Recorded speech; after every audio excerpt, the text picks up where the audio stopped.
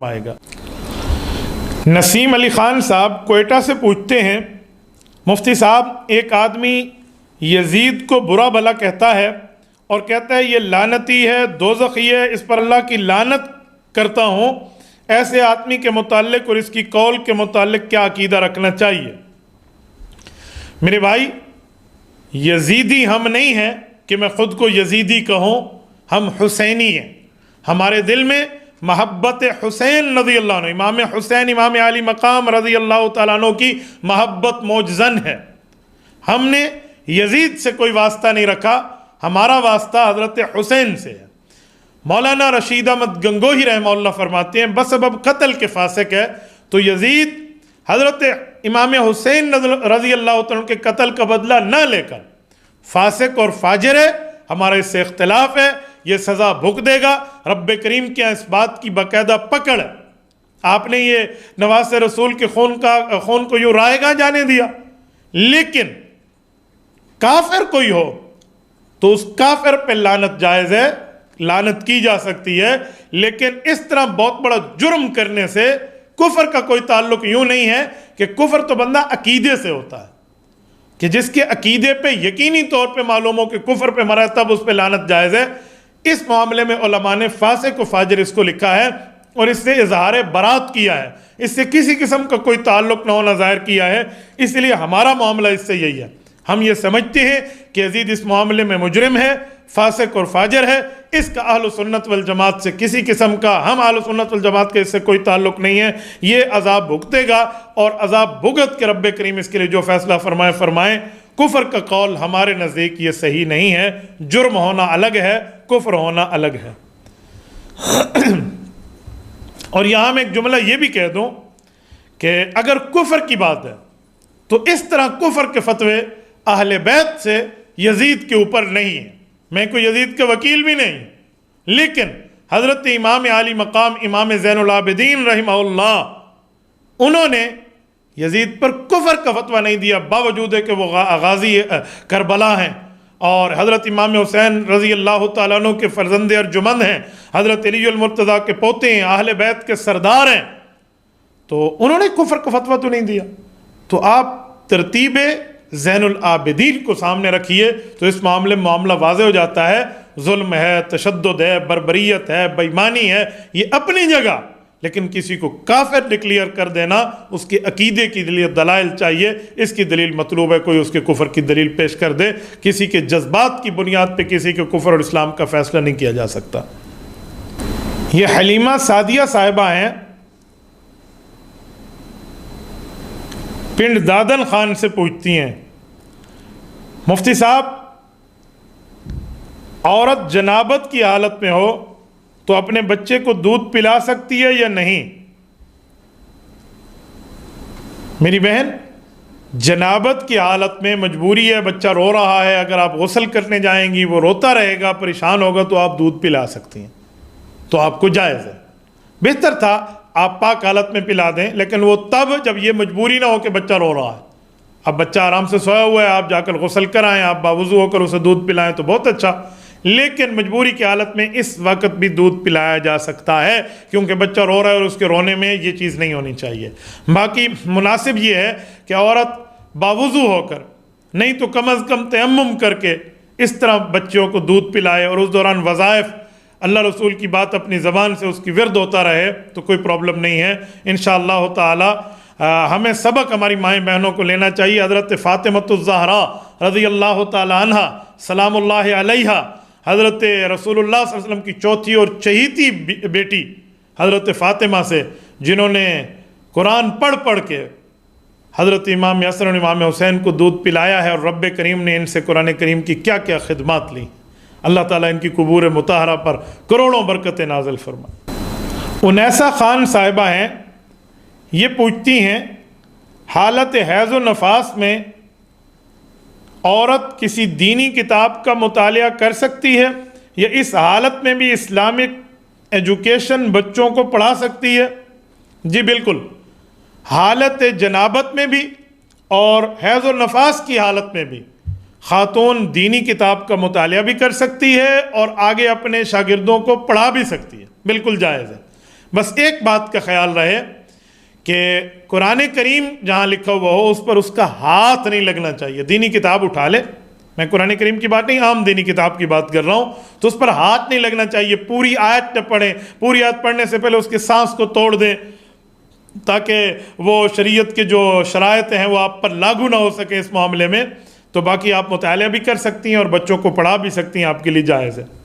ملک محمد طارق صاحب خوشاب سے پوچھتے ہیں، مفتی صاحب ہمارے قریب میں ایک مسجد قرض لے کر تعمیر کی گئی، متولی نے یہ بات اپنی ذمہ داری میں لکھ دی تھی کہ میں اس کا قرض لوٹاؤں گا، لیکن ابھی تک اس نے لوٹایا نہیں ہے. اب بعض لوگوں کو شبہ ہو رہا ہے کہ اس مسجد میں نماز جائز ہے یا نہیں کیونکہ مسجد مقروض ہے. میرے بھائی، قرض لے کر مسجد تعمیر کر دی گئی، قرض نہیں اتارا، یہ الگ معاملہ ہے. نماز اس میں بلا کراہیت ہو سکتی ہے، بالکل جائز ہے، نماز کا پرابلم نہیں ہے. باقی وہاں کے مقتدی جو ہیں، وہاں کے ذمہ دار جو ہیں، اہلیان محلہ جو ہیں، ان سب کے اوپر لازم ہے کہ آپ قرض اتار دیں، یا اس بندے پہ جو وعدہ کر چکا ہے تو وہ قرض اتار دے. باقی مسجد مقروض ہے، مسجد مقروض ہے والی بات نہ کریں، وہ بندہ مقروض ہے. مسجد کیا مقروض ہوتی ہے؟ مسجد تو اللہ کا گھر ہے، لہٰذا اس اللہ کے گھر میں بھی آپ کی نماز ہو سکتی ہے. بندہ بھی مقروض ہو تو اس کے پیچھے نماز ہوتی ہے. اللہ آپ کو حج پہ لے جائے، امام مقروض ہو، قرضہ آہستہ آہستہ اتار رہا ہے، تو مقروض کے پیچھے کیوں نماز نہیں ہوتی؟ تو جب مقروض امام کے پیچھے نماز ہوتی ہے تو جو عمارت قرض لے کر بنا دی گئی ہے تو اس میں نماز کیوں نہیں ہوتی؟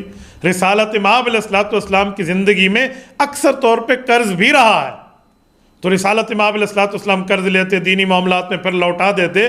تو اس نیت سے کوئی قرض لے کے میں لوٹاؤں گا تو کہتے ہیں ایک فرشتہ اس کے ساتھ ہو جاتے ہیں جو اس کے لیے اللہ رب العزت سے دعا کرتے ہیں اور یہ بندہ قرض لوٹا دیتے ہیں. اور جو بندہ قرض اس نیت سے اٹھائے کہ بڑی موٹی سامی ہے، اس سے میں کچھ لے لوں، بعد میں دوں گا یا نہ دوں گا، اس طرح جھوٹ پلال والی بات کرے، تو اس کے ساتھ شیطان چمٹ جاتا ہے جو اسے نہیں اتارنے دیتا.